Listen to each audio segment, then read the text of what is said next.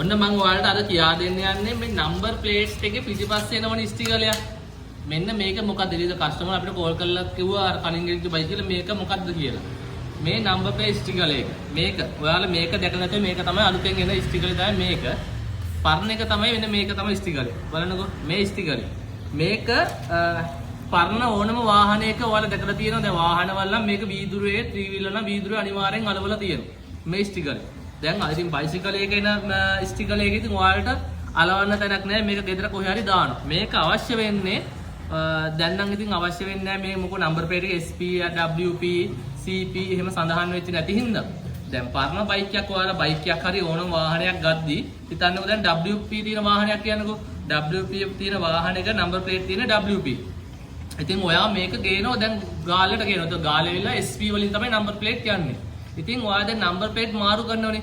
දැන් WP තියෙන එක SP හරි මේ නම්බර් ප්ලේට් එක SP ඒව නැතුව අලුත් නම්බර් ප්ලේට් ගන්න වෙලාවකදී ඔයා නම්බර් ප්ලේට් ගන්න යනකොට කච්චේරියේදී පරණ නම්බර් ප්ලේට් දෙකයි අනිවාර්යෙන් මේ ස්ටිකරේ ඉල්ලනවා. දැන් මේක නේ දැන් ඉල්ලන මේ ස්ටිකරේ අනිවාර්යෙන් ඕනමයි. මේ ස්ටිකරේ නැති වුණොත් අනිවාර්යෙන් ඔයාලට පොලිස් වාර්තාවක් දෙන්න වෙනවා. මේ ස්ටිකරේ වාහනේ ගද්දි නෑ. මේ ඒකට පොලිස් වාර්තාවක් ඉදිරිපත් කරන්න ඕන. පොලිස් වාර්තාවයි මේ නම්බර් ප්ලේට් දෙකයි දීලා තමයි ඔයාලට අලුත් නම්බර් ප්ලේට් දෙක ගන්න පුළුවන්. ඉතින් ඔයාලා ඕනම පළාතක වාහනයක් ගන්නව නම් මේ නම්බර් ප්ලේට් එකට කිසි අදාළයක් නැහැ. මේක අයිත් මාරු වෙන්නේ නැහනේ. SP WP CP NW ඒව මුකුත් මාක් කියලා නැති හින්දා මේ නම්බර් ප්ලේට් ඉතින් මාක් කරන්න ඕනේ. මේ අලුත් කරන්න ඕනේ නැහනේ. පරණ වාහනයක් ගද්දි බයිසිකලයක් හෝ ඕනම වාහනයක් ගද්දි ඔයා අනිවාර්යෙන් බලන්න මේකේ නම්බර් ප්ලේට් තියෙන්නේ කොහෙටද? SP වලටද WP වලටද? ඉතින් පොතත් බලන්න කොහෙටද තියෙන්නේ කියලා. දැන් ඔයා හදිස්සිය හරි අලුතෙන් නම්බර් ප්ලේට් ගන්නවා නම් අලුත් නම්බර් ප්ලේට් ගන්න යන වෙලාවට අනිවාර්යෙන් මේ ස්ටිකරේ අනිවාර්යෙන් ඕනමයි. මේ ස්ටිකරේ අනිවාර්යෙන් ඕනමයි. මේක නැතු වුණොත් අලුත් නම්බර් ප්ලේට් ඔයාලට දෙන්නේ නැහැ.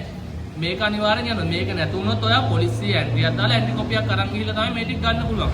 ඉතින් ඔයා බයික් එකක් ගන්නවා නම් මේ ටික අනිවාර්යෙන් බලන්න තියෙද කියලා. ඔය පොත බැලුවා වගේ තමයි නම්බර් ප්ලේට් එහෙම මාරු වෙනවා නම් මේ පොලෙත් අනිවාර්යෙන් බලන්න. වාහනයක නම් වාහනේ අනිවාර්යෙන් ඉස්සරහා වීදුරුව අලවලාම තියෙනවා.